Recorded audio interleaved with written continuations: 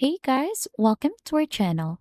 In today's video, we'll learn how to clone a repository from GitHub to Visual Studio Code or clone Git repo in VS Code. So for us to be able to begin, just open Visual Studio Code onto your device or launch the Visual Studio Code on your computer. Right after, we need to click onto the source control view, which is located here onto the right side. So this is the source control. Click onto that one. And if you click onto the three dots, there should be an option for you to clone. Click onto clone in here.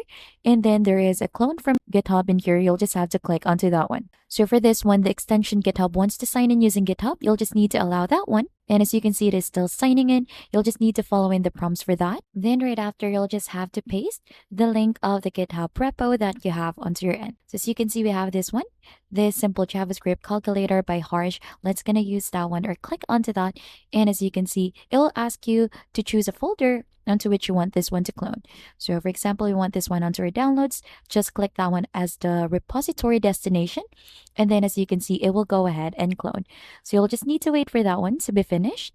And once it is done, it will ask you if you would like to open the cloned repository or add it to the current workspace. So you could just click on to open. And as you can see, it has opened the files in here for the simple calculator that we just recently cloned. So let's just trust the authors for this one. And you could go ahead and do some changes or make some edits onto the repository that you just cloned. That is just basically it, how you clone a repository from GitHub to Visual Studio Code. And if you think this has been helpful, don't forget to hit the like, subscribe, and we'll see you on to our next video.